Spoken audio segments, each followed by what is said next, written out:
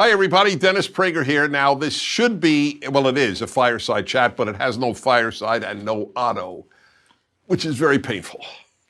But you will understand why. It's a statement of how important I consider my guest that I would forego a fireside and Otto. But the good news is we have Otto merchandise.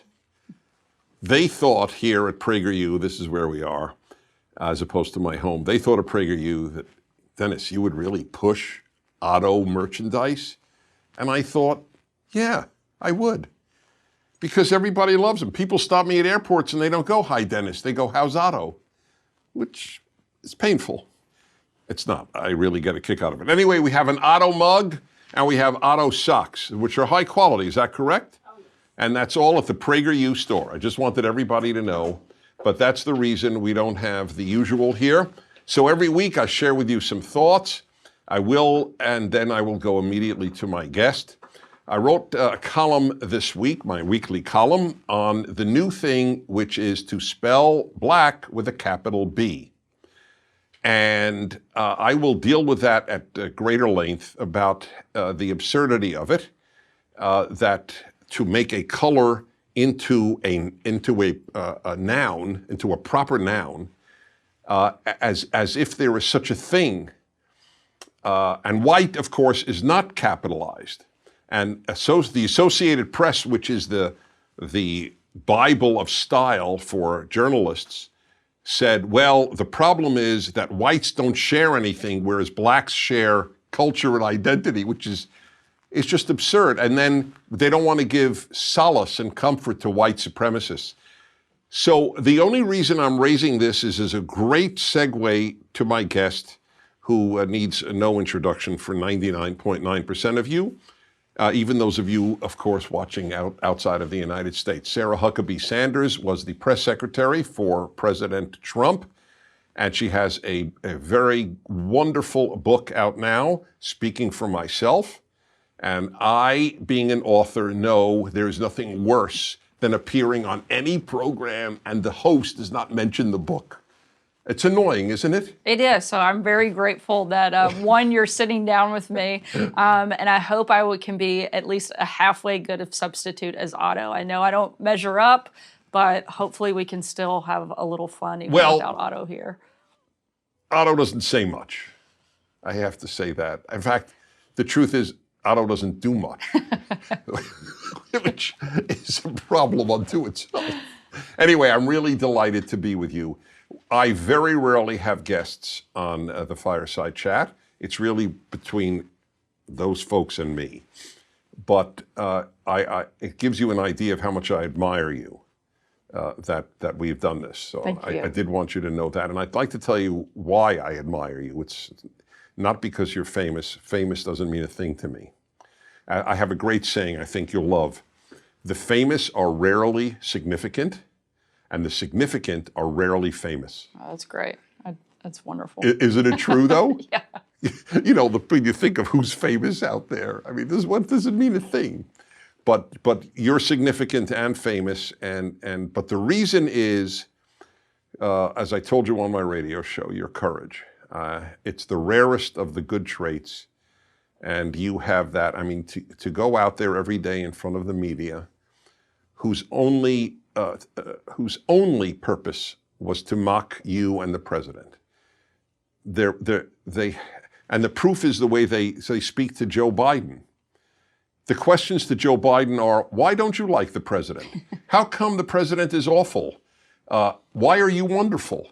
Right? I'm not exaggerating. It's truly astonishing that he's running to be the leader of the free world and nobody's asking anything hard of him. What I think of when I think of the media is sheep.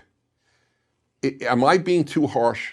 Not at all. They're not just sheep, but they're lazy. And if one person runs with the story, whether it's accurate or not, sometimes they don't even bother to check. They basically just push it out and say, according to so-and-so, and the New York Times runs a story, then everybody else follows and says, according to the New York Times, Dennis Prager is the worst human on earth. Okay, well, if they said it, then everybody will write it. And it's unbelievable that there's no accountability in journalism. The first day you showed up as press secretary for President Donald Trump, did you have as low an opinion of the media as you do today? It was a gradual process. Really? But it happened pretty quick. So, right. Certainly I think I came in a lot more optimistic into the White House, but I worked under Sean Spicer as the deputy for a few months before becoming the press secretary. And I mean, every day you could just see it getting worse and worse. But by the time I left, the level of hatred and anger towards the president and everybody around him was so high from the mainstream media that it was hard not to have, just the sense of total disregard for a lot of them. Are our journalism schools producing this person, or is it impossible to advance if you just don't go along with the herd? Well, I think a lot of it is you don't move forward and you don't make a name for yourself. And so often now people in the media aren't trying to make their stories bigger, they're trying to make themselves bigger. And that is one of, I think, the biggest problems we saw, especially in the briefing room. One of the things that changed so much under Donald Trump is before his administration, honestly, people didn't watch the briefing from beginning to end. It wasn't must-see TV like it was in the Trump administration. And people found out, wait, if I get into a fight with the press secretary, I can have a viral moment and people will know who I am. I'll get book deals, speaking contracts. I become, if I'm a print reporter, I can be a contributor on CNN. I don't know why anybody would strive for that, but some people do. And you saw them becoming somebody and not just the story being a big deal, but that individual being a big deal, at least in their own minds. And there was such a shift, I think, from when we first started to even now. Do you think in their mind they are pursuers of truth or pursuers of quote unquote social justice?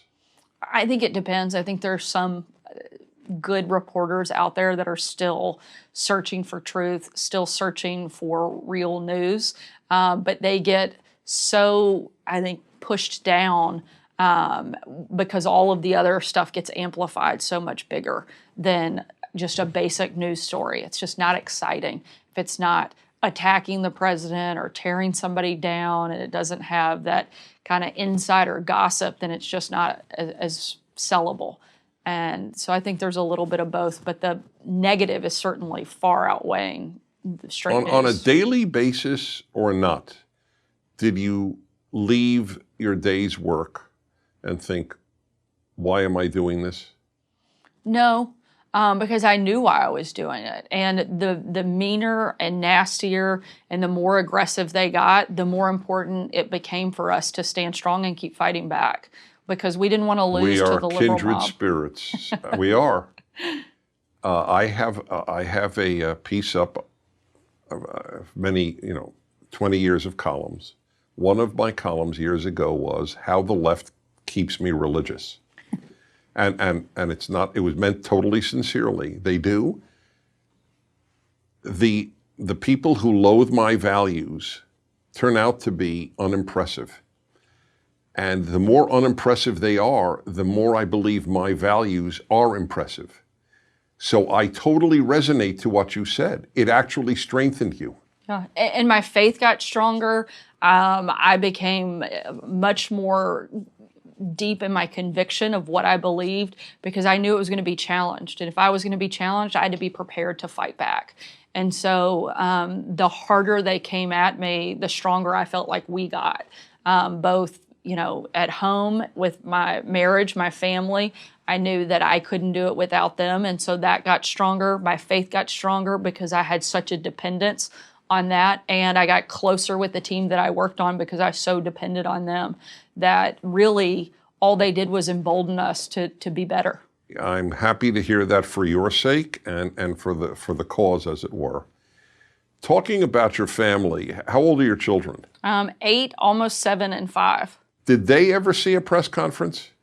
They did. They actually attended a couple. The ones they attended were all kid briefings on Bring Your Kid to Work Day. But I've got some great pictures of them hanging from the podium. They were generally unimpressed that their mom was the White House press secretary. The purpose of children is to be humble. Exactly. I learned it. Every parent knows that. On more than one occasion, one of my favorite stories, so my daughter Scarlett, who's my oldest, she was about 6, and she was going to her first father-daughter dance. And I'm so proud of her. I've spent all this time picking out the perfect dress, getting her hair done. She looks beautiful. I'm telling her how proud I am of her. She wanted to make a big entrance to my husband. And I get teary-eyed, like telling her that I'm so proud. You're such a sweet girl and smart and beautiful. And she looks up at me, and I think we're having a moment. And she taps me on the arm and she goes, "It's okay, Mommy. One day you can be pretty too." And I was like, ouch. Ooh, that one hurts. And so kids, 100% will always keep you humble. And I went on Politically Incorrect when my older son was about 11. I used to go a lot on Bill Maher's show. And I go, "David, you want to come with me?" "Nah, thanks, Dad. I'll stay home." Fine. I come home, and he goes, "So who are the other guests, Dad?" I go, "I don't know, it's this rapper named Coolio." And he goes, "Coolio? You were with Coolio?" I went from chopped liver to "you were with Coolio." Yeah. That's how it works. Yeah, that's pretty much what it is. Yeah, my kids were totally unimpressed that I worked at the White House. But if I brought home like White House M&Ms, that was like a win. So There's such a thing as White House M&Ms? there are. Yeah, we'll make sure we get you some. I don't know That's if you'll be just as what I need, impressed. I don't know if you'll be as would like impressed it, as my actually. kids, but That is adorable. So now let me talk to you about the Supreme Court. Were you press secretary during the Kavanaugh I was. Fiasco? Mm-hmm. Okay. So the meanness of the Democrats, of the left, forget that we disagree. It was just the meanness toward an utterly decent man was, what are your thoughts? I mean, tell us from the inside what it was like. I mean, it was truly disgraceful. So one of the moments that in some ways was very awkward, but so necessary. So we did a murder board session with Judge Kavanaugh. And for several of us, it was one of the first or second times we'd really ever been around him. And I was playing Senator Feinstein. So I knew my job was to be, not friendly. And we knew that there was nothing that was off the table for them to ask. We knew they would be so relentless.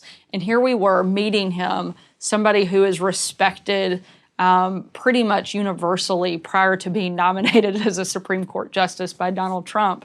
And we're asking him about the most intimate details of his life. Unbelievably uncomfortable. And yet we knew it had to be done because the Democrats, there was no low, too low that they wouldn't go. And so we had to have those moments with him, and watching him go through that process as a parent, watching him talk about his daughters and the impact of them, and hearing him tell in that hearing days later that his daughter had prayed for the people involved in the process was just heartbreaking. I mean, to see somebody, a good and decent person, get just absolutely eviscerated for no other reason than they hated the person that nominated them is not who we are as a country. And I think the Democrats were shameful in that process. Do you think, I ask myself this question almost on a daily basis. Talking senators of the United States, do you think they believed that he was part of a rape line for gang raping? No, they don't believe that. But not only did they perpetuate the lie, but so did the media. And they were so willing to destroy somebody so publicly because they wanted to hurt the president, they didn't care. And that is just, to me, mind-blowing that we've gotten to a place. I think you look at a kid like Nicholas Sandmann. That, to me, is one of the most awful moments for the media. Have you ever thought that the media would become the type of institution that was happy to destroy a kid's life? I mean, when you sit back and really think about it, they were gleeful in running those clips because he had on a MAGA hat. They were happy to do what they could to destroy this kid's life. No matter what the cost, no matter who he was, they didn't care because they had their story and they couldn't wait to run it. That is appalling. And to think they haven't learned anything.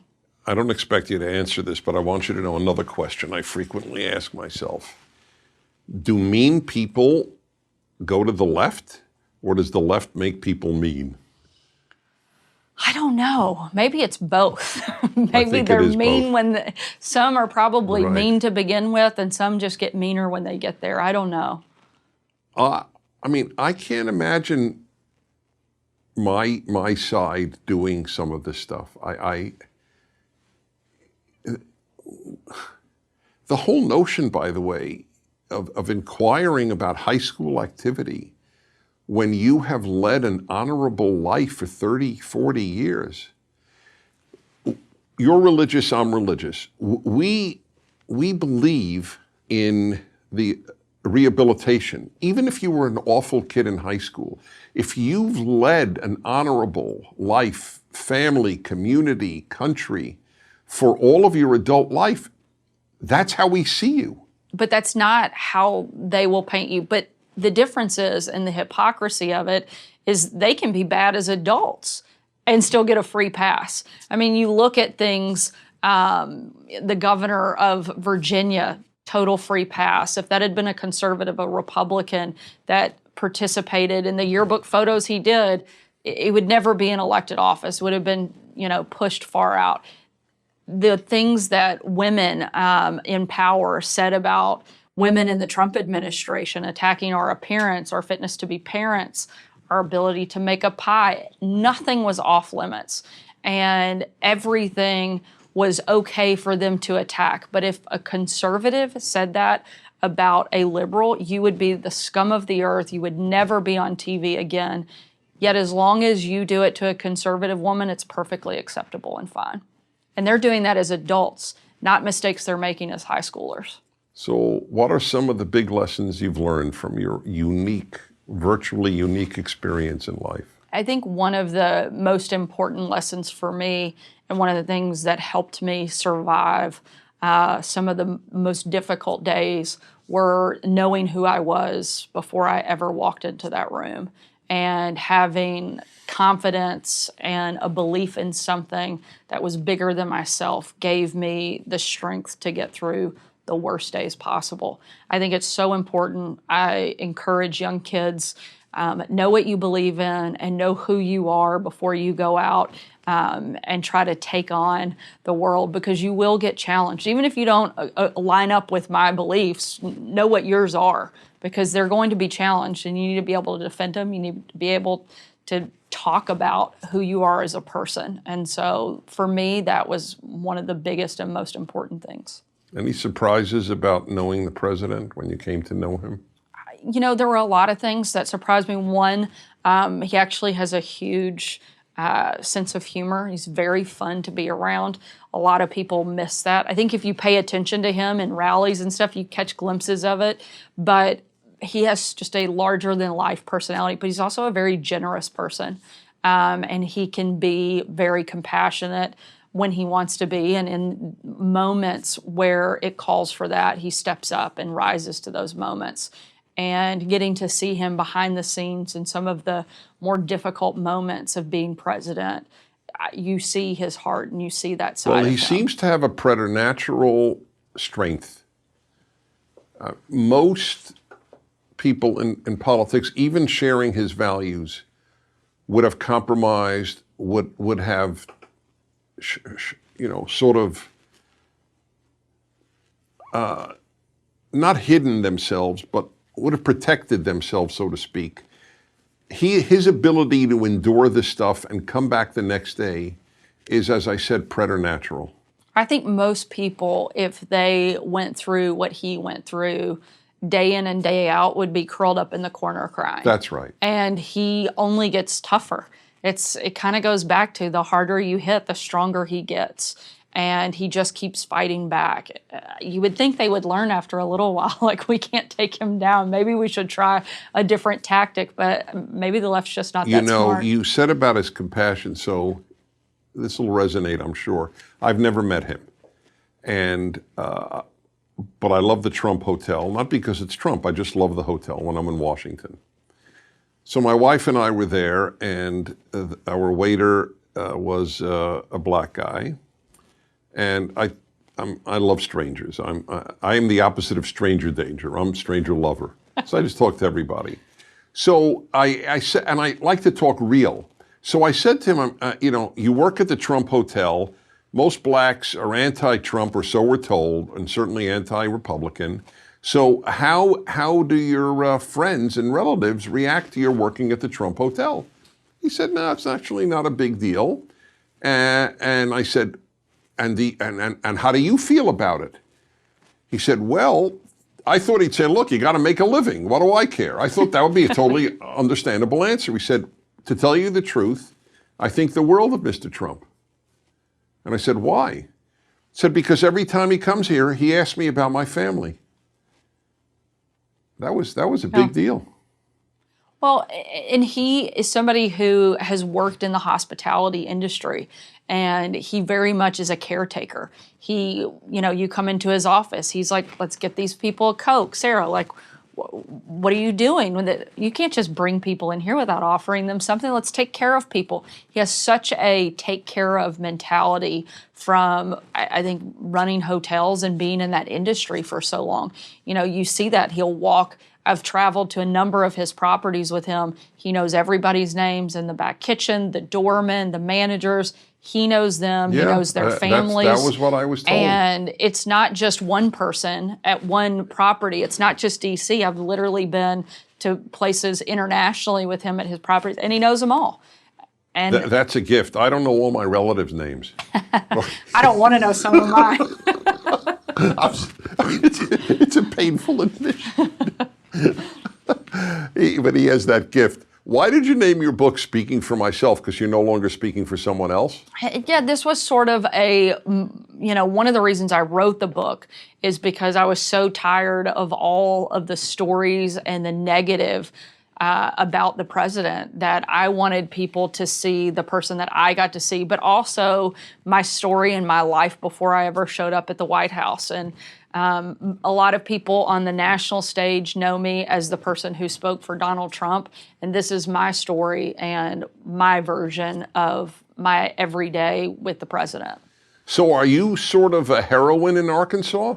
I don't know. I mean, people see you in the street, or I think they like me there better than they did in D.C. So that's yeah. For So sure. I'm saying, I think walking into any given restaurant in are you near Little Rock? I am. I'm in Little Rock. Okay, I haven't been asked to leave any restaurants in Arkansas. Yeah, exactly. So far, it's been knock on wood. You were asked to leave.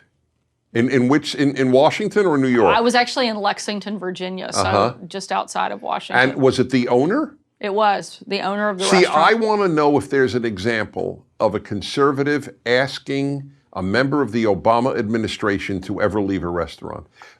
People must understand there is no symmetry here. Yeah. There's no way that could have happened. Otherwise, we would never have heard the end of it because it would have been broadcast. But it doesn't occur to us. Yeah. Just like, I don't know if you know this, I do from my radio show, the number of adult children who have stopped speaking to a parent because the parent voted for Donald Trump or supports Donald Trump.